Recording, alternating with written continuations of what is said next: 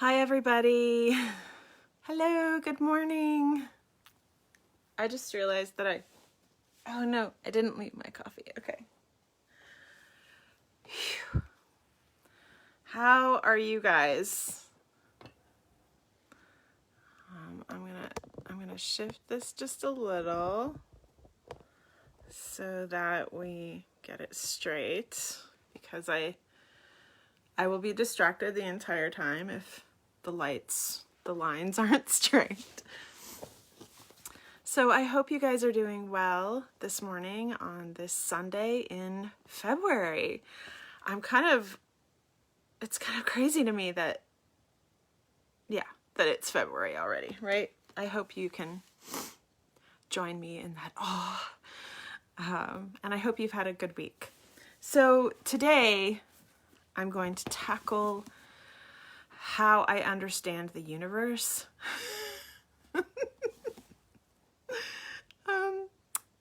Cheers. We'll see if I can actually do it justice, and if I can't, I'll be coming back to this, okay? So, let's start with our invocation. I have my glasses. I'm totally using my dress to clean them. Okay. That didn't help at all. Can you see all this stuff? It doesn't matter. Okay. Let's do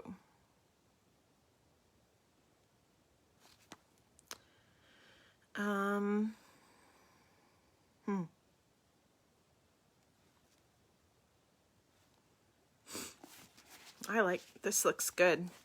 So, if you live in Colorado, I'm gonna do this again.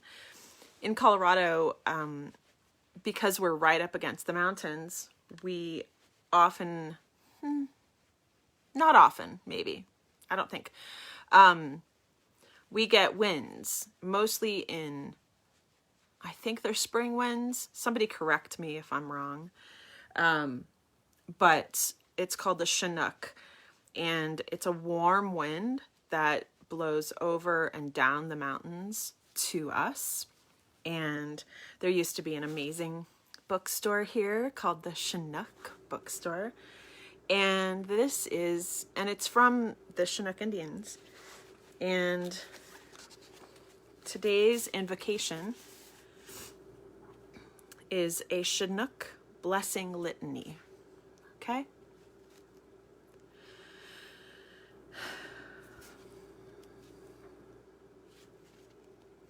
We call upon the earth, our planet home, with its beautiful depths and soaring heights, its vitality and abundance of life, and together we ask that it teach us and show us the way.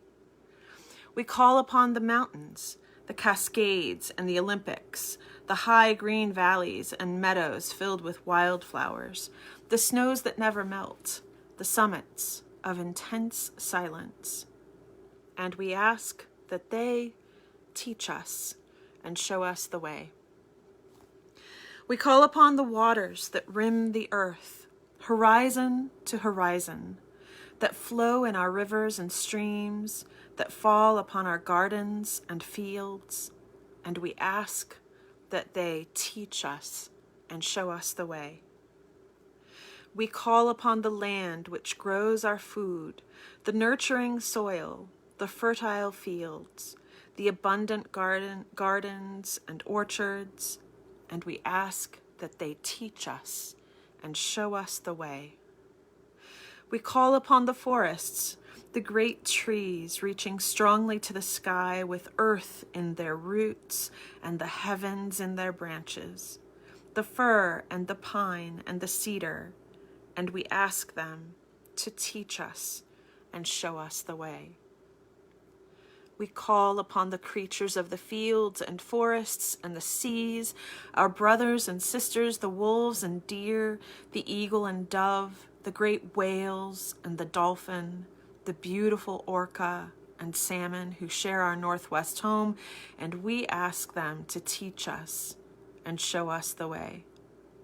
We call upon all those who have lived on this earth, our ancestors and our friends who dreamed the best for future generations, and upon whose lives our lives are built. And with thanksgiving, we call upon them to teach us and show us the way. And lastly, we call upon all that we hold most sacred, the presence and power of the Great Spirit of truth and love, which flows through all the universe, to be with us, to teach us, and show us the way. Whew.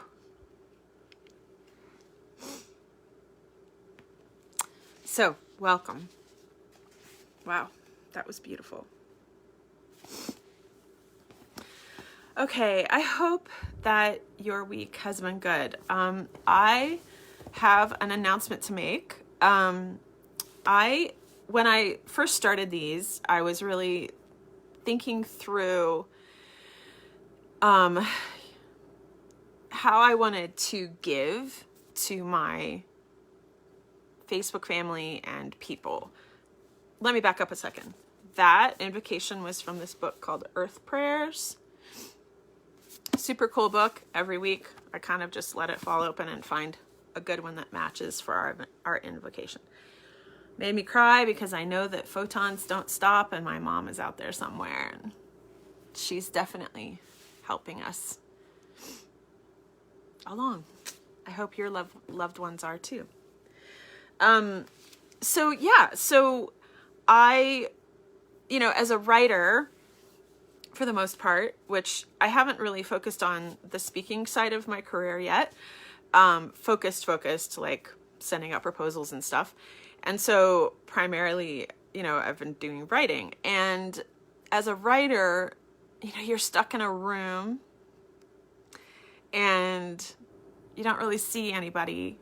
And it's kind of hard to see what the work is that you do because it's not like a visual artist where you can just put it on the wall and enjoy it and see, oh, I did that and I did this and I'm accomplished, And I have other things going, the store and all of those things. Hi, Deb. Good morning. But one of the things that I wanted to, that I got inspired from a couple of videos that I watched, TED Talks in particular, but I also got inspired because it was so aligned with what I really wanted to do. If you look on my coaching page on my website, you'll see that I don't mean to be coaching like in the way where I have a system and you follow the system and you do all the things and I promise things.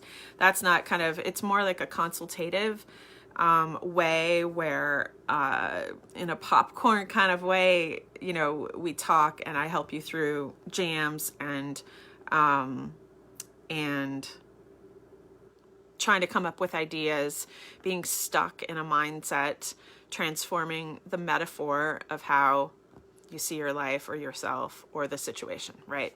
So that's kind of how that's the plan as far as that goes.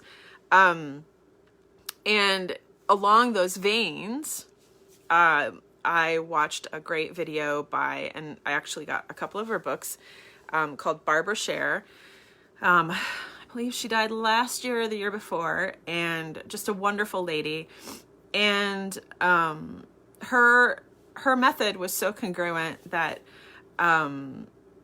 it just shocked me. And one of them is one of the foundations of it is that connection is much more effective at getting us to our dreams and our goals than is willpower. I love the way she puts it. She says, it doesn't matter if you have a bad attitude if you know the right people.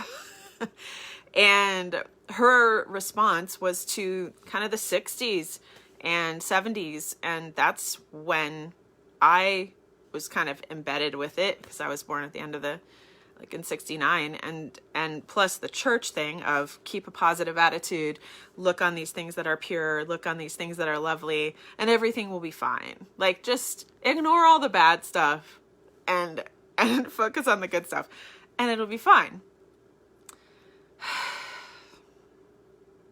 Is that true? I mean, I don't know.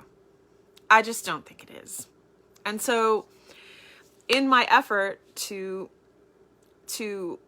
just provide a service and help people and problem solve, I would like to, since the beginning, the plan has been to do this for a few weeks and then also add in a Wednesday night meeting. Kind of like church, right? I mean, I grew up going to church on Sunday morning and the Wednesday meeting on Wednesday nights. And we always called it, or my dad did, I guess, the popcorn testimony time. So we will be having that. But this is going to be called Work It Out Wednesdays. And the purpose of this meeting, which is going to be at 7 o'clock Mountain Standard Time, is to meet up on Zoom and to problem solve for each other and discuss. So instead of just me talking to you, it's going to be us talking together.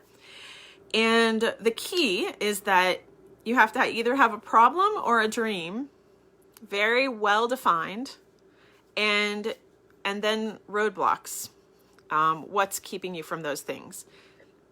Excuse me. I don't know why the coffee's making me burp, but so sometimes, you can have, you may not know what your exact problem is, and hopefully we can problem solve for that problem as well. But yeah, and I hope that on the platform of Zoom, which allows up to 100 people, we may have one. Okay, I'm not expecting 100 people. However, the more people that we have, hopefully we can connect with things that help each other in solving problems or solving roadblocks or attaining dreams. You just never know. And in the first event, I will go ahead and post, I look like I'm hunching down because I'm here. There we go. I will post the link to this TED Talk that inspired me, and we can go from there. Okay? So Wednesday, 7 o'clock, you'll see the event on Facebook today. All right? Okay. That messed up the lighting. The sun is going in and out today. But I am further back, as you can see. Okay. So here we go. So,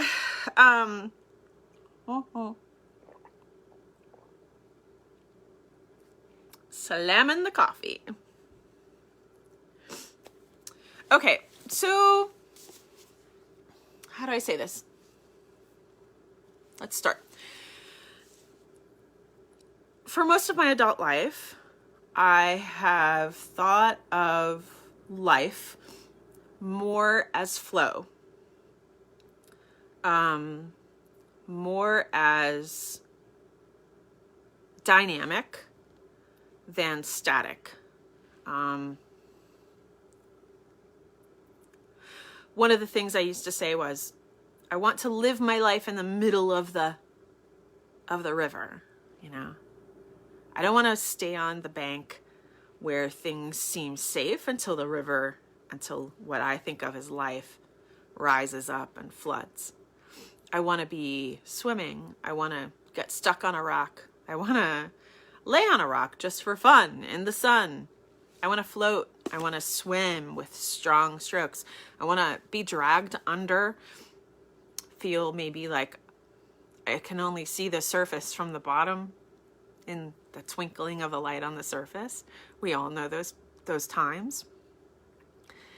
And so then I've gone through life with that understanding, like I want to be where the action is, I guess, in the river. And the last 2 years have been quite a challenge to that, the COVID thing, because I feel very isolated here. Thank God for my family and my friends. It's again, I talked about this last week, but it's become a smaller group of people, but so tight and so rich and so loving. And I hope I express that enough to the people, even you friends who I don't see very often. Hi, Deb. We need to go on a hike in Guard of the Gods, by the way, Deb. But it's still flow, you know, even this sort of like isolating or hard time, it's still flow. And maybe I was stuck on a rock for a while, but I'm still in the river. So then a couple of years ago, maybe 3 or 4, I read this book, The Order of Time by Carla Rovelli. The book, it's actually a pretty small book. I love it. This is the book. For those of you, if you want to check it out, the audiobook is read by Benedict Cumberbatch. And it's the best audiobook I've ever read. And I have gone to sleep to it many, many, many nights. I just set the timer and I listen to Benedict Cumberbatch tell me about physics on my way to sleep. So if that's not a motivation for you to learn, and I don't care if you're, you know, what preference of how you are aligned as far as sexuality goes, his voice is just, it's good. And I will say, actually, he reads this in a way that helps it make sense. I don't know if you've ever listened to an audiobook where it kind of obscured the meaning. It was almost, you know, there are those that are more like performances and you can tell. This is like Benedict Cumberbatch is telling you about physics and gravitational physics, which and time. So it's great. Highly recommend it. So I'm going to read a little bit like the very beginning. I'm not Benedict. And then I would like to just dive into a little bit more, like some explanation, and then how this is at the foundation of how I see the world, what I believe about the world, what I believe about people, and how I go about my everyday life, which is crazy. This isn't like, I guess I really don't want to, good morning, Sharon. I don't want to glorify in a static way any kind of book or whatever, like to be like so Bible-like that it cuts off life, right? But this book is,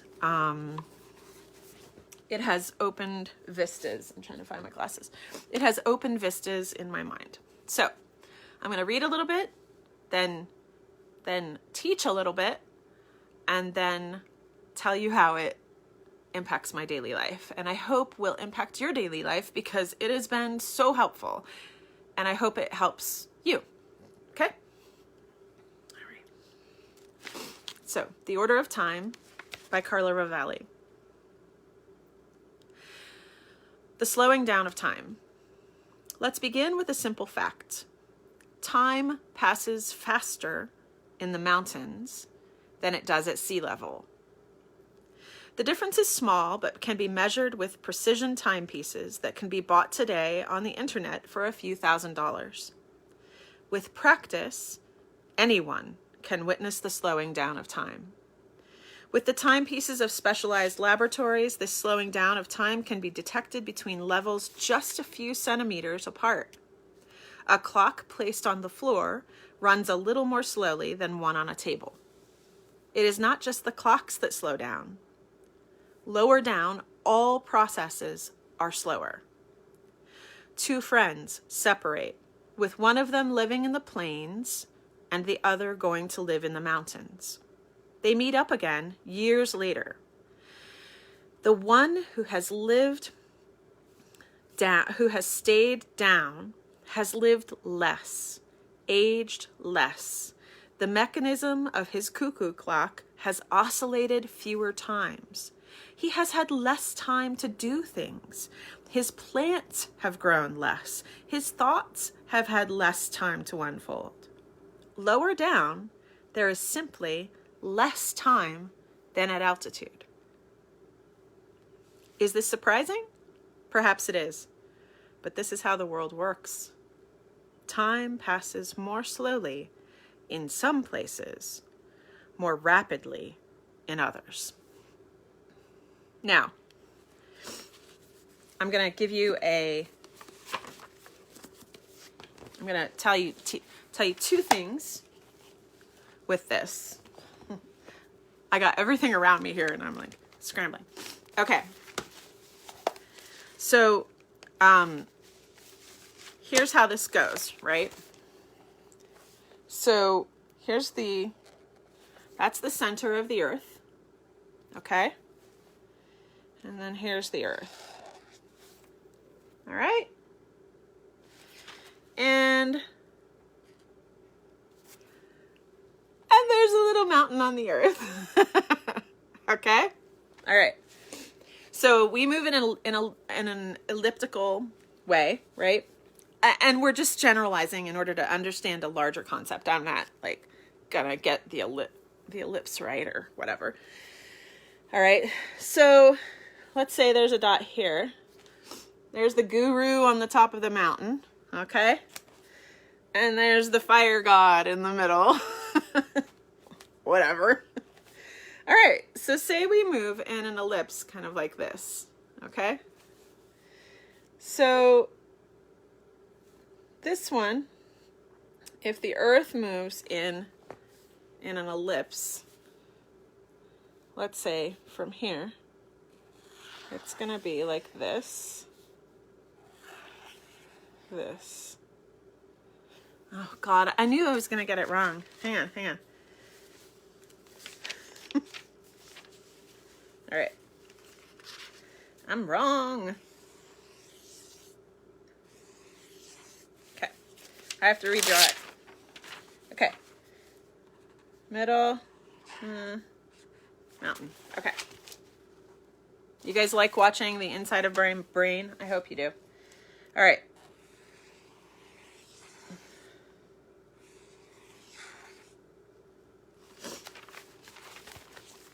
So hi Evelyn, good morning.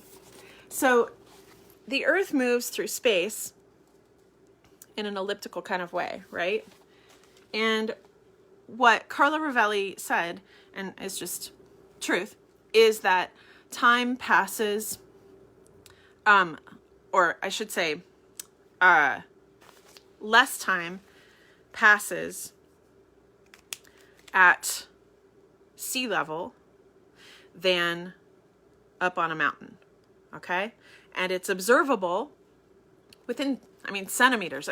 There are instruments that can measure that a clock on a shelf is going to record more time than the clock on the floor. It doesn't make any sense in our kind of linear time understanding, but it's true. And here's why.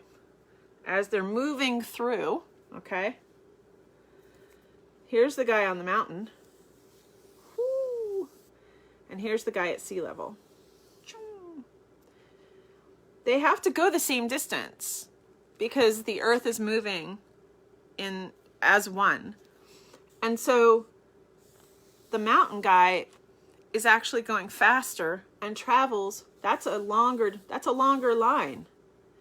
And the guy on the the people at sea level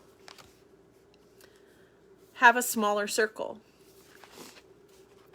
Now I'm going to join this up in just a second. So the second thing to understand is that time does not exist at the smallest, deepest level of observing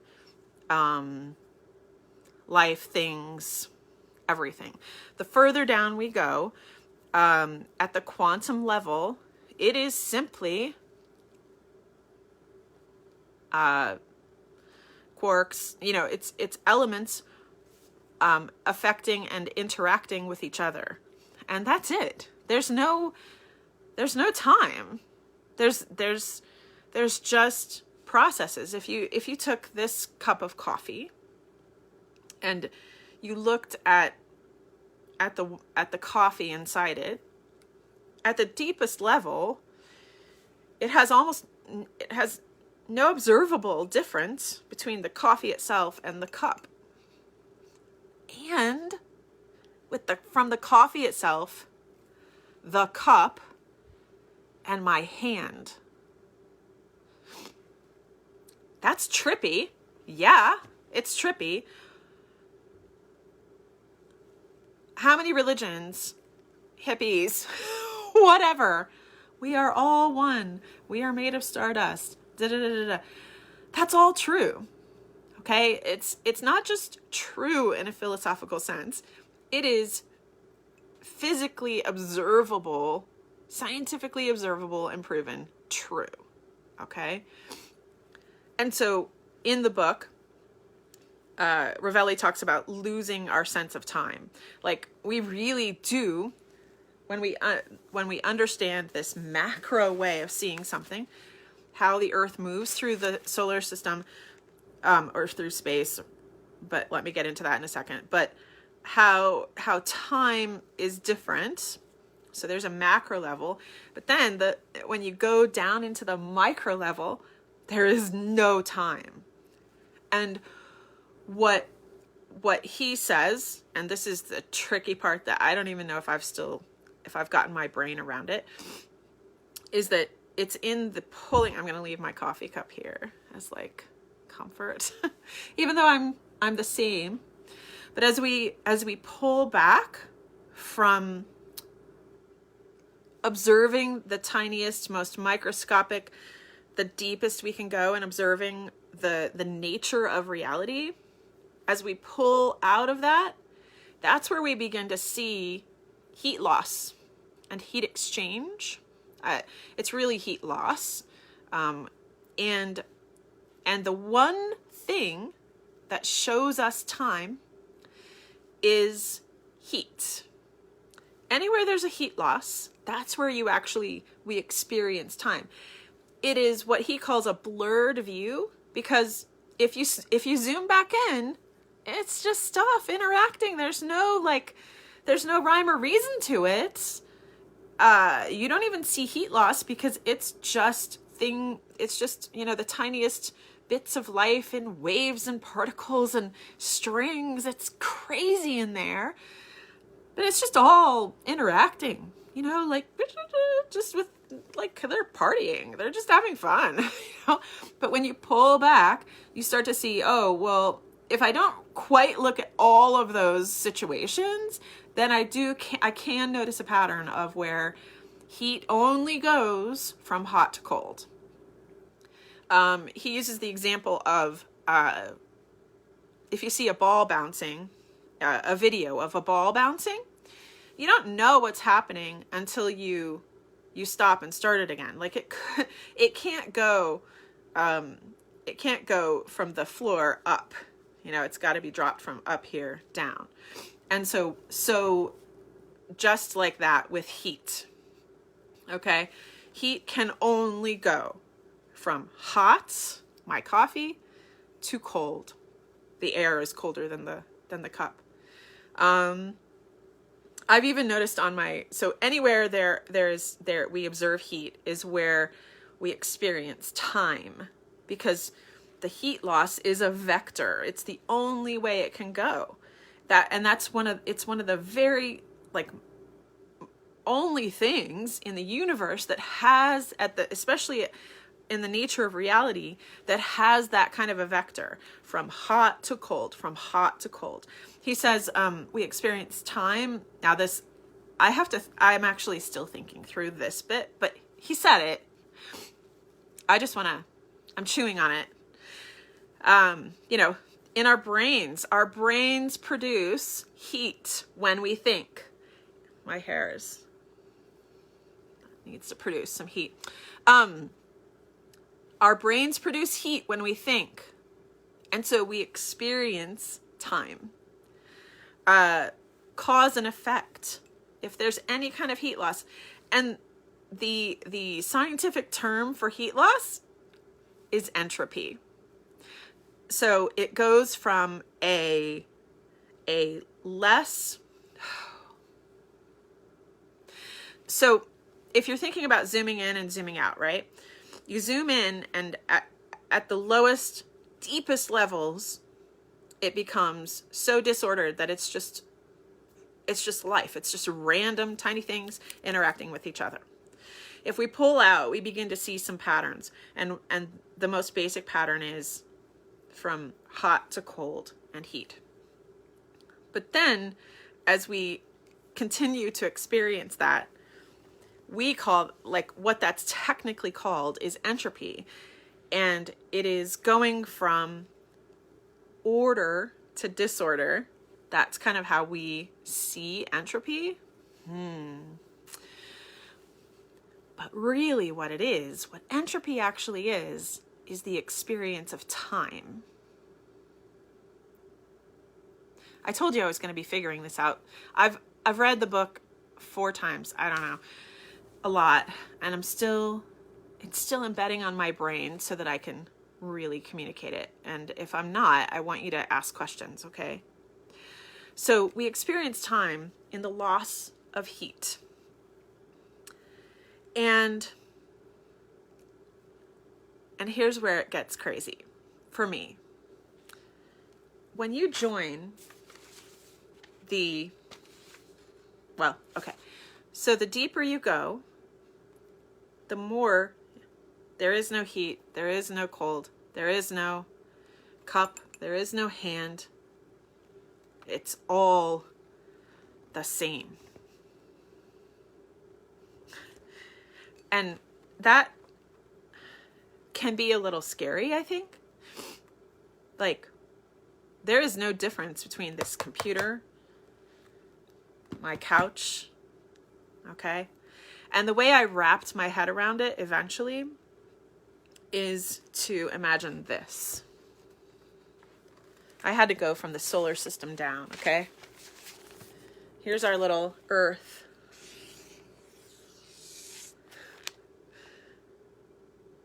Let's just call this the universe, okay? This vat here is the universe / existence / the multiverse / everything. It's the universe. And it's full of honey.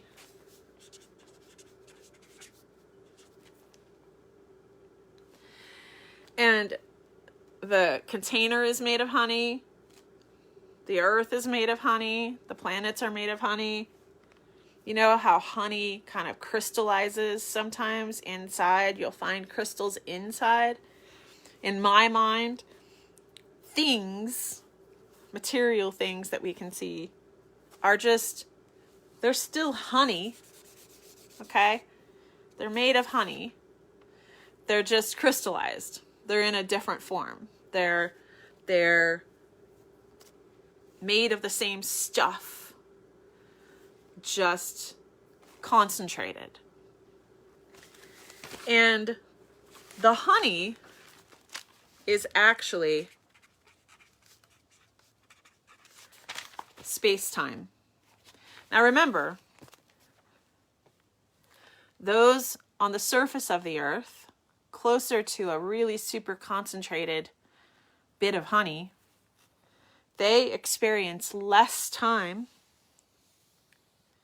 okay? And time kind of moves a little more slowly because they're going through less honey. They have less drag and thus less friction and thus less speed. The people on the mountaintops where I am, my house, I am sitting almost exactly at 6,200 feet above sea level right now.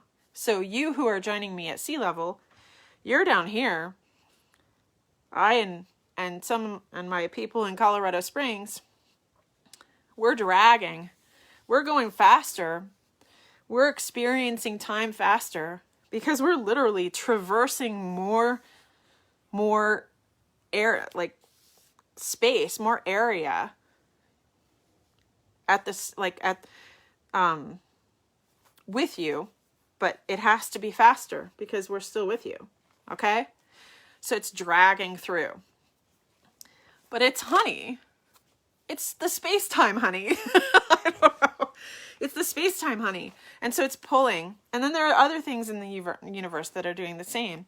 But the fact is, the observable fact. Now, I can't imagine that there are not already or going to be states of existence that are different from the honey kind of, I don't know. I'll try to answer that next week. But as far as I understand, the deeper you go, when you look at the deepest processes of existence, the quarks and all that, it's all the same. And so we're moving through space-time. We're moving through what we see as a difference between space and Earth and my house and your house and the street and China and the Olympics and the beach. It's all honey. It's all the same stuff. And so and that is space-time, and it actually explains gravity as well, because things are pulling each other, like you're pulling a viscous material towards you.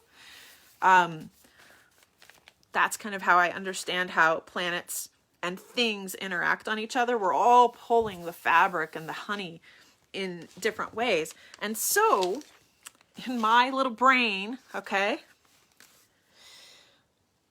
this is also connected, like, you know, those you see graphic representations of the neural network, okay? For me, this whole vat is electrified. And it's like a neural net all across it. In the largest sense, in the whole macro way, and in the micro way, like on our Earth. In this, I'm sitting in a little tiny building that if we saw it from above, we'd go like, oh my God, she's in a little cave, or, you know, built of pine, and it's just this little hole, and she's just sitting there. But like in a network energy kind of way, you and I are connected right now, and we are part of that network and web. And so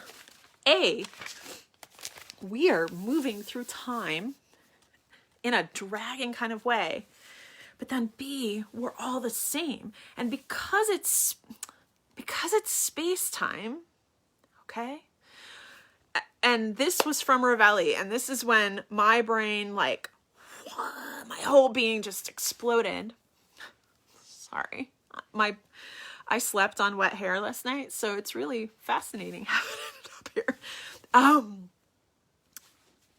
Excuse me.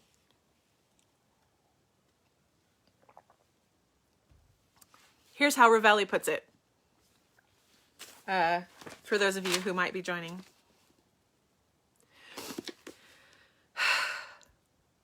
You are not a thing.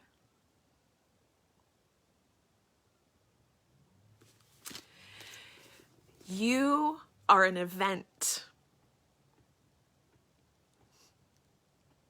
This book is not a thing. It is an event. This coffee mug is an event.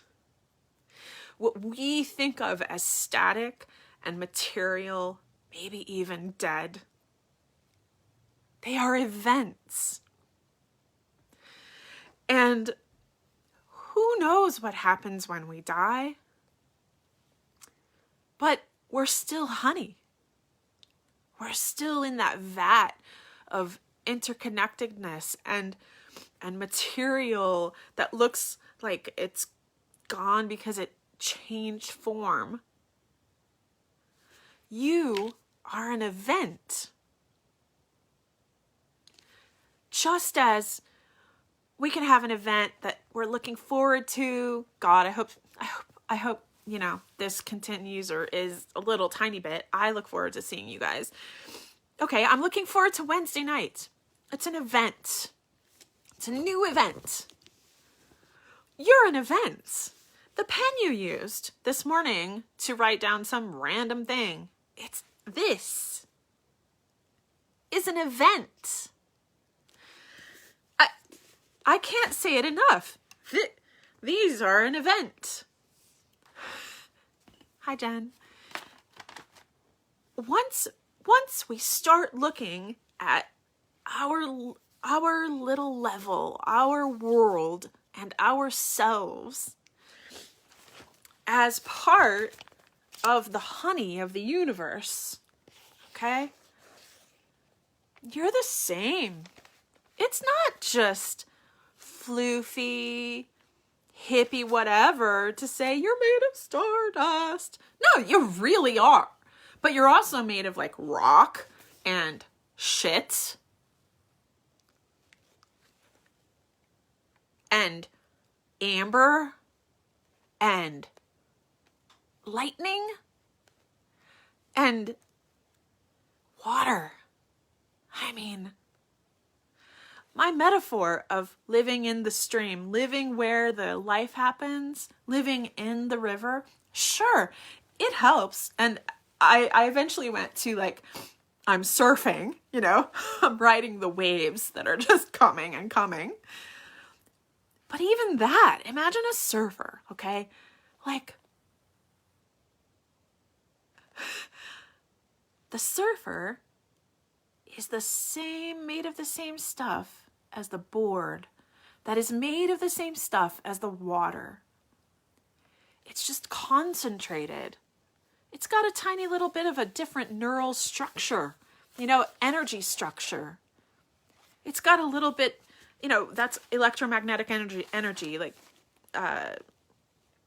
James Clerk Maxwell, you know, his equations were the foundation of Einstein's discoveries because they were all about electromagnetic energy. And if the honey vat of the universe is wired, right, is a neural network of happenstance. And for me, this does include, okay, this is where we get into philosophy, and I recognize it as philosophy. It does include what we call evil, because there are places where things get pinched, you know, and darkened. I don't know how or why. I tend to think of it as thousands of years of choices and consequences and interactions that are unfortunate. I don't really know. But it is still honey. And this is where where I'm going from the science to how my belief structure because of it. I want to be a conduit, and I don't want to pinch off that connection and the honey. I want it to flow, and I want it to be alive, like that amber color, you know, kind of like the ceiling of my back room. And I want to know my worth, because, okay, so here's the thing too, right? If we're all events, is there any difference between the worth of one person and the worth of the other?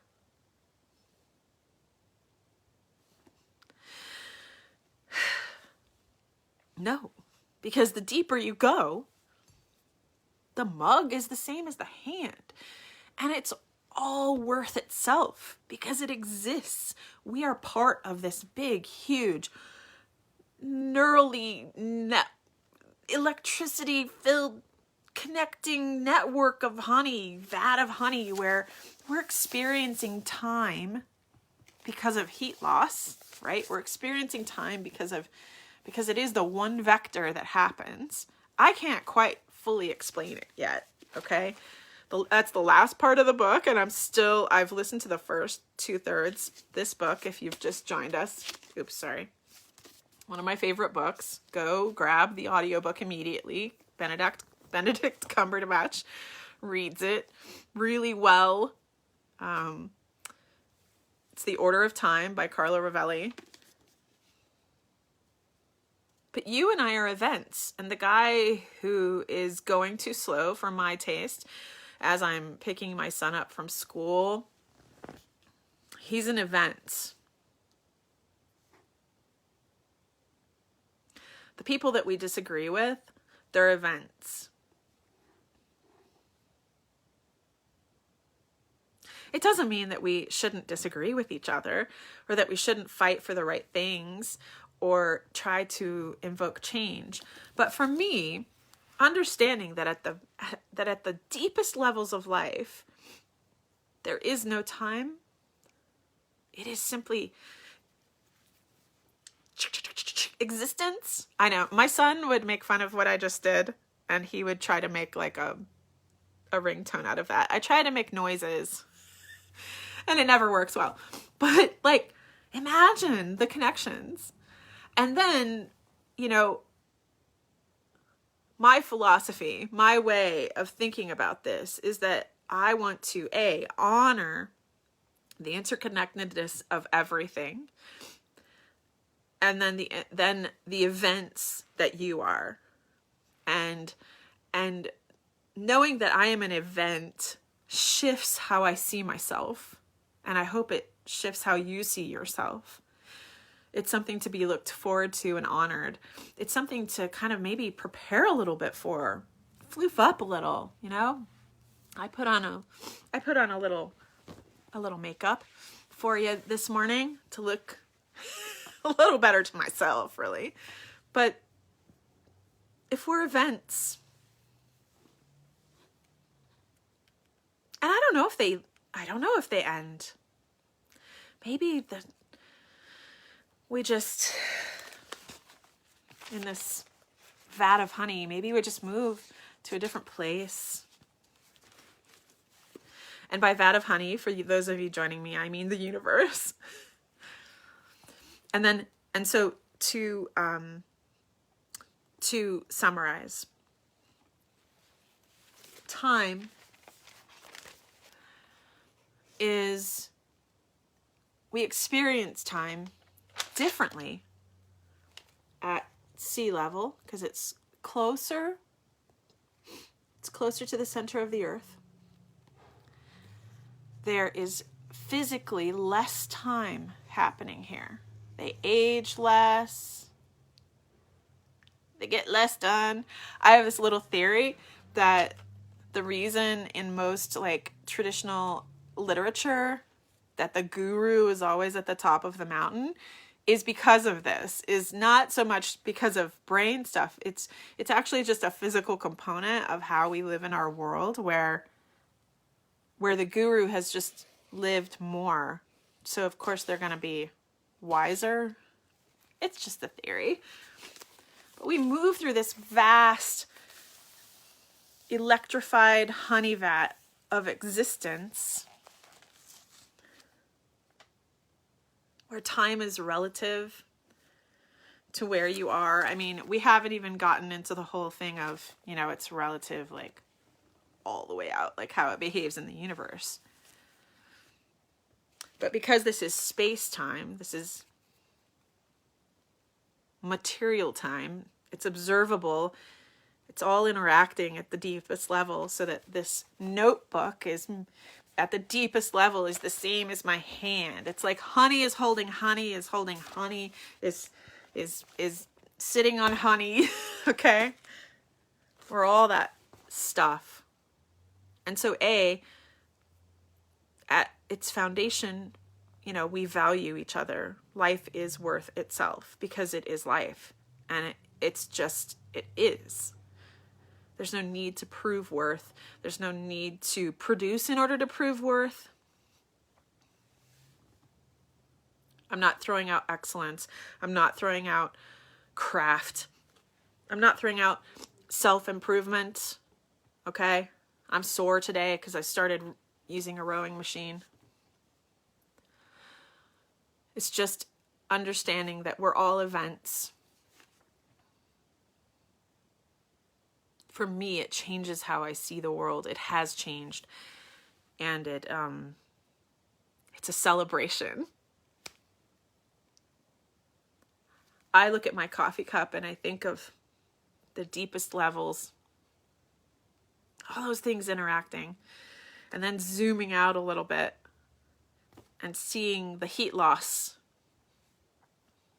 from the hot coffee to the air around it, and then from the warm coffee inside my body. Like time is happening there too. It's a beautiful thing. It's a beautiful vat of honey.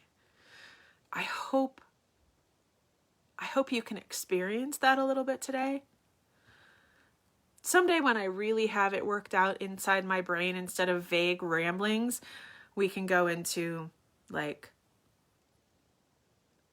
maybe how we can bend time a little bit. I don't know. I'll try. But I hope that thinking of that vast vat of honey that is existence in the universe frees you up a little bit today and brings you some joy, because damn, you are an event.